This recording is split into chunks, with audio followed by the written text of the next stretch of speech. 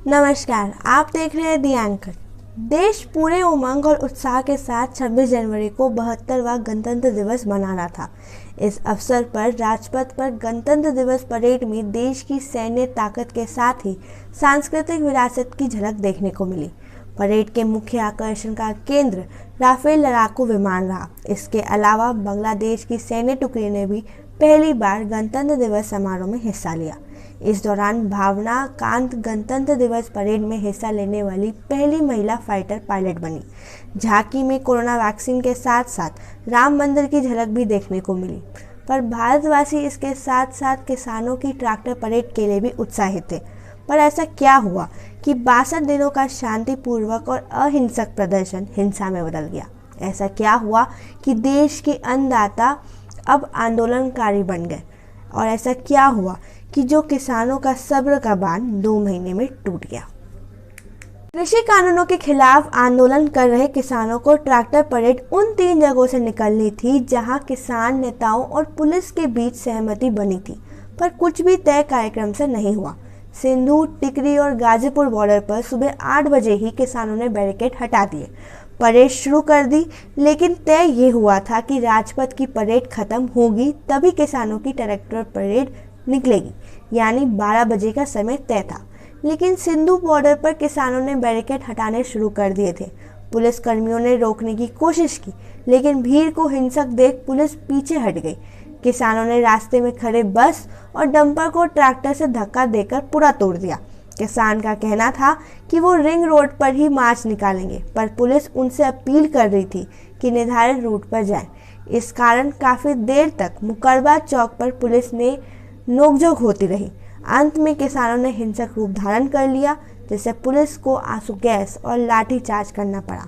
फिर टिकरी बॉर्डर की परेड सही तरीके से चल रही थी, पर 1:30 बजे करीब नांगलोई से नजफगढ़ की ओर जा रहे किसानों ने अपना रास्ता बदल दिया, पीरागढ़ी की ओर जाने लगे।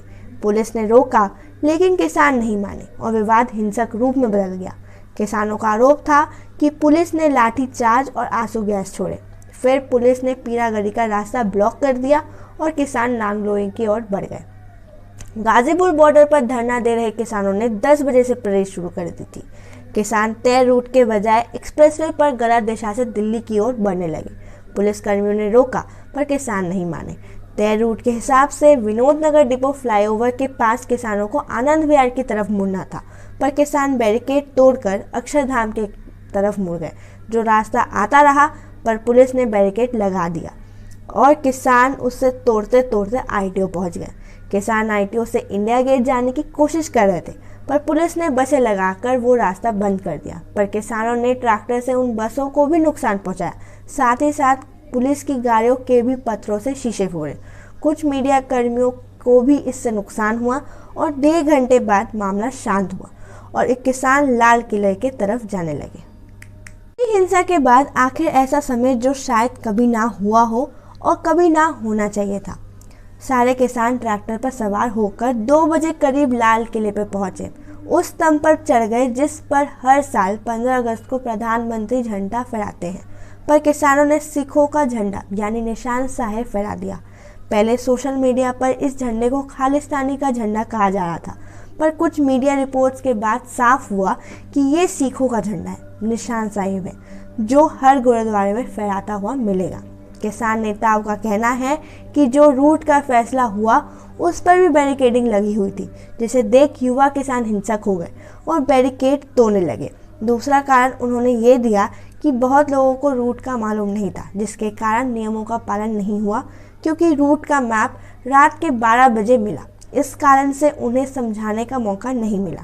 किसान नेता और पुलिस की चौथे दौर की मीटिंग में बहुत कुछ तय हुआ था, जैसे रूट, एक ट्रैक्टर पर 3 लोग मौजूद रहेंगे, ट्रैक्टर के साथ ट्रॉली नहीं होगी, कोई हथियार नहीं होगा और शांतिपूर्ण परेड होगी। लेकिन ऐसा कुछ भी नहीं हुआ। पुलिस का आरोप है कि किसानों ने लोहे की रॉड से हमला किया, पथराव किया और इसका सबूत कुछ वायरल वीडियो में भी दिखा।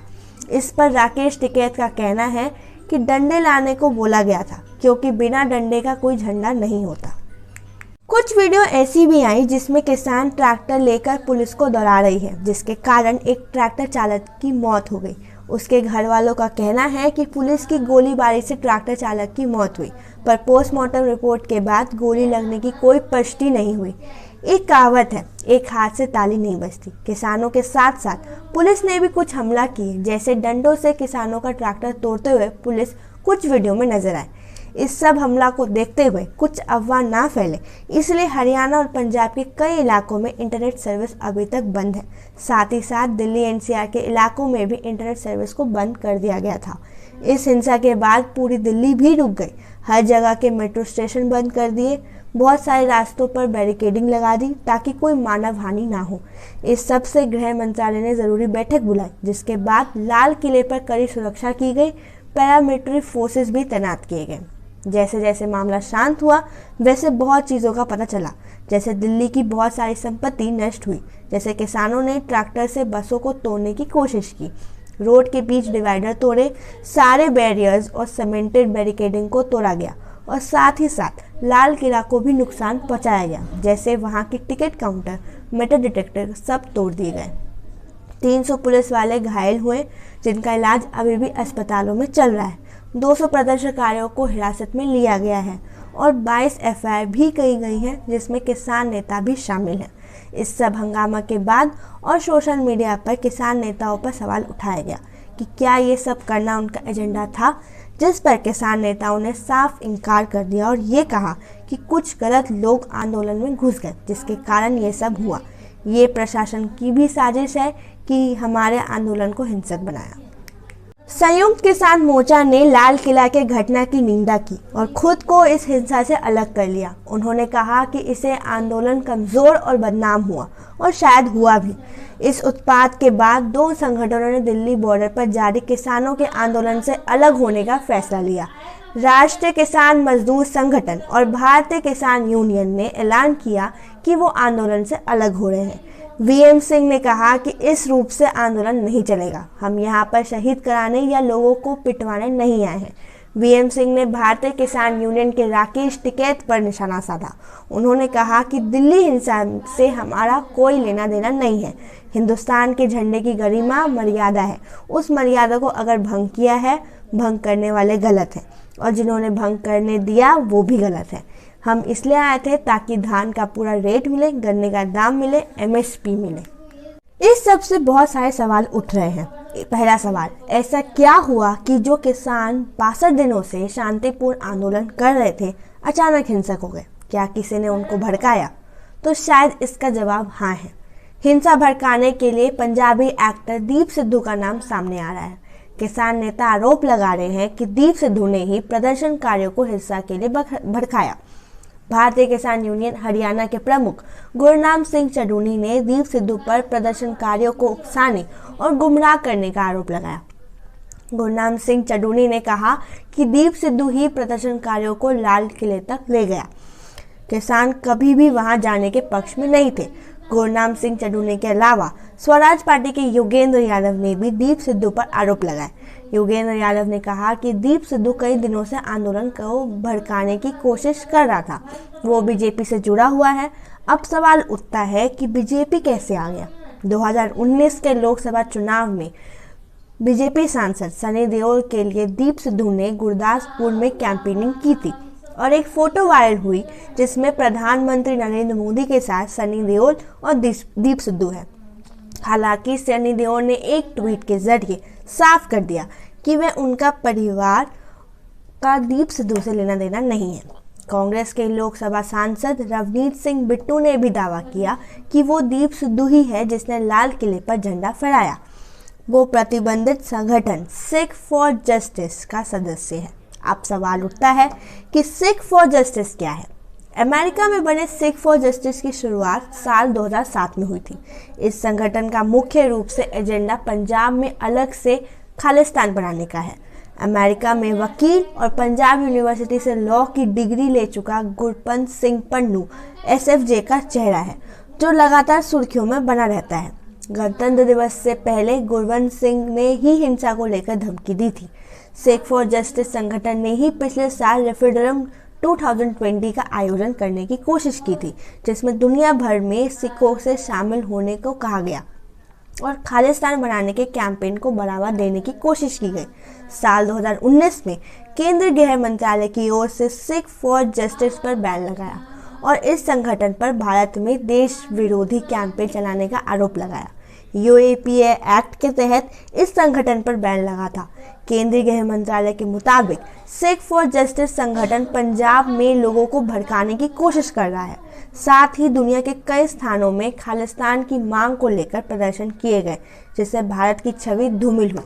कृषि कानून के खिलाफ पिछले साल जो आंदोलन शुरू हुआ वो कई बार सत्ताधारी दल के निशाने पर रहा।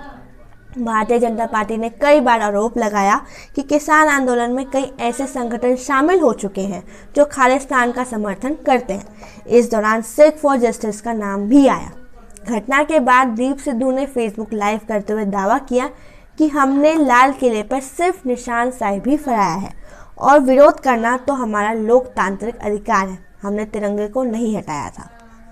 दीप सिद्धू ने 25 जनवरी की रात को फेसबुक लाइव किया, जिसमें उन्होंने कहा कि किसान लाल किला जाना चाहते हैं और उन पर उन्हें रोका जा रहा है। एक तरीके से किसान नेताओं की बात को मान भी सकते हैं, जिसमें किसान दीप सिद्धू को दंगा भड़काने के लिए मना कर रहे हैं और इस सब सुनकर दीप सिद्धू वहां से भागने की कोशिश कर रहे हैं। दूसरे वीडियो में जब किसान झंडा फहरा रहे थे तब कुछ किसान उन्हें ये करने से मना कर रहे हैं। इसी में एक और नाम सामने आया, गैंगस्टर लखवा सिंह सिधाना का। आरोप है कि लखवा सिंह सिधाना और उनके साथियों की सेंट्रल दिल्ली में हुए बवाल में भूमिका है। अब इसी की दिल्ली पुलिस जांच कर रही है। ये गैंगस्टर जिस पर पंजाब में 2 दर्जन से अधिक मामले दर्ज हैं। इनमें हत्या, लूट, अपहरण, फिरौती जैसे गंभीर अपराध से जुड़े मामले भी हैं। साथ ही साथ आर्म्स एक्ट का भी केस चल रहा है। लखा सिंह सिधाना जेल की हवा भी खा चुका है, लेकिन कई मामलों में सबूत ना मिलने, ना गवाह ना होने के कारण वो बाहर आ जाता है। इसलिए ये भी एक सवाल उठता है कि अगर दीप सिद्धू ने दंगे भड़काने की कोशिश की है तो पुलिस उन्हें अरेस्ट क्यों नहीं करती है।